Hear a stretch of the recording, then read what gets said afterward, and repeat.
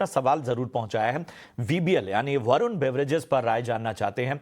Buying price इनकी 488 की है राजेश जी, और फिलहाल यहां पर 5000 से ज्यादा का नुकसान झेल रहे हैं। नजरिया हालांकि इन्होंने नहीं बताया है, लेकिन लगातार हम देख रहे हैं कंजम्पशन स्पेस से जो प्लेयर्स हैं उन पर सवाल सामने आ रहे हैं।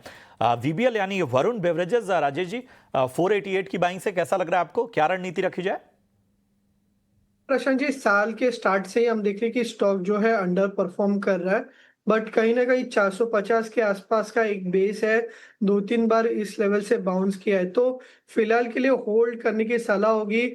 नीचे में अगर आप देखें तो 440 का स्टॉप लॉस रखिए। यहाँ पे आरएसआई में एक पॉजिटिव डाइवर्जेंस देखने को मिला है। एंड कल के सत्र में हमने देखा था कि जो शॉर्ट टर्म मूविंग एवरेजेस है, तो उनके ऊपर कहीं ना कहीं सस्टेन करने की कोशिश करें। तो अभी फिलहाल सपोर्ट पे है, अभी यहाँ से बाउंस बैक आ सकता है। इनकी जो बाइंग प्राइस है अराउंड 488 के आसपास, तो वहां पे आता है तो एक बार वहां पे लाइट कीजिए, बट अभी फिलहाल के लिए सपोर्ट पे है तो होल्ड रखा जा सकता है। ठीक है, सपोर्ट लेवल पे है, इसलिए होल्ड करने की सलाह आपको वरुण बेवरेजेस पर इस वक्त मिलती हुई। हेलो जी जी, आप तक आवाज पहुंच रही है। क्या नाम है आपका? मेरा नाम सुरेश स्वामी है। जी जी, कहां से बात करें सुरेश जी? ये सादुलपुर चोरू राजस्थान से। क्या बात है। हमें बताइए कि क्या है आपका सवाल, और किस भाव पे आपने स्टॉक लिया है? इरेडा पर सवाल था सर। 208 की खरीद है, अच्छा, 353 शेयर है और लॉन्ग टर्म का नजरिया है। ओके, लॉन्ग टर्म का नजरिया, 208 की खरीद इरेडा में। काफी ऊपरी स्तरों की इनकी नहीं नहीं, ये देखिए, ये गलत स्टॉक है। इरेडा की बात कर रहे हैं। 208 पे इन्होंने खरीदा हुआ है, अभी फिलहाल 168 के भाव पे। आज हम देख रहे हैं कि 1.25% ऊपर ये स्टॉक का नजर आ रहा है।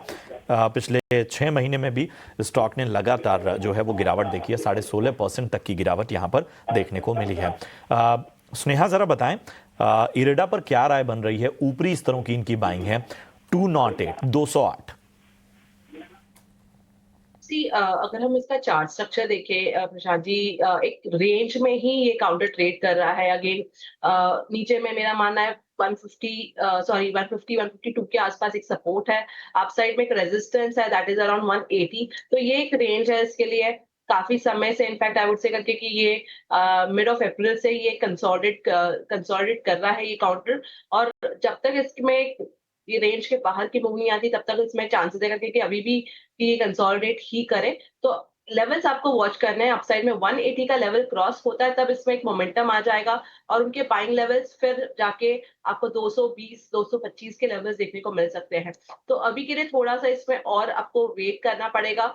स्टॉप लॉस आपको लगाना है अराउंड 158 का अभी के लिए, और इसमें बने रहना है। अपसाइड में 180 का level watch out. Right, IREDA में फिलहाल होल्ड करने की सलाह। मितिका मेरे साथ फोन लाइन पर है। मितिका, हाय। हाय, बताइए आपने किस में खरीदारी कर रखी है? हाँ जी, मैंने कोल इंडिया लिया है 419 पे 240 शेयर्स।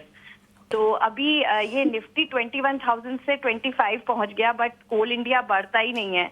तो इस any other counter where I can shift, मतलब व्हाट इज बेटर? राइट, नहीं आपने कब से होल्ड कर रखा है इसको? काफी समय हो गया ना होल्ड किए हुए? ये हाँ, मैंने इसको लिया था दिसंबर में। और राइट, आपने लगभग यहाँ पर 6-7 महीने दे दिए हैं। और स्नेहा, ऐसे में टेंशन हो जाती है। आपने कोई स्टॉप लॉस लगाया था? ट्रेडिंग का नजरिया था ना आपका? एक्चुअली मैंने लिया था अराउंड 6 मंथ्स के व्यू से, बट अभी 6 मंथ्स तो हो चुके हैं, बट ये बढ़ता ही नहीं है। मतलब there is no movement in this share. Got it. चलिए स्नेहा, कैसे इनकी सहायता कर सकती हैं? और मेरे ख्याल से आप अगर ये एग्जिट भी करती हैं घाटा लेकर, तो कहाँ ऐसे निवेश किया जाए जहाँ पे लगभग 1 क्वार्टर के समय में इनको मुनाफे की भरपाई हो जाए? यहाँ पर अगर आप चार्ट स्ट्रक्चर देखें तो थोड़ा कंसोलिडेशन जरूर है। उनका जो कहना सही है कि काउंटर ने मूव ही नहीं किया। अपसाइड में एक रेजिस्टेंस बहुत ही स्ट्रांग रह रहा है अराउंड 400 से लेके 420 के रेंज में। इसके ऊपर जाने पर ही थोड़ा सा कुछ इसमें मोमेंटम आएगा। बट अगर आप देखें काफी सारे स्टॉक्स की इसी तरह की हालत है। और बीइंग ये है करके कि थोड़ा सा इसमें समय देना पड़ेगा अगर किसी को होल्ड करना है। उनके बाइंग लेवल्स पॉसिबल है, ऐसे नहीं करके कि उनके बाइंग लेवल्स बहुत डिफिकल्ट है to come. But I would say करके कि अगर आप होल्ड करेंगे तो एक स्ट्रिक्ट स्टॉप लॉस अराउंड आप 370 365 के रेंज में स्टॉप लॉस लगा के बने रह सकते हैं।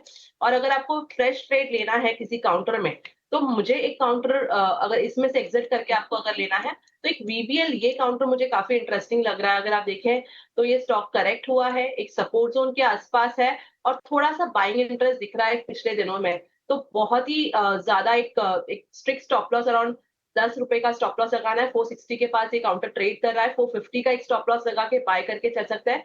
पॉसिबिलिटी है कि ये स्टॉक अगर 500 का लेवल सरपास करे तो इसमें 560 575 का टारगेट बन के आता है। तो अभी के लिए आई वुड से करके कि अगर आप होल्ड करना चाहते हैं, कोल इंडिया होल्ड करने में आपको थोड़ा समय देना पड़ेगा, बट बुरा नहीं है काउंटर। अगर आप उसमें से एग्जिट करना चाहते हैं तो वीबीएल एक बार ट्राई कर सकते हैं।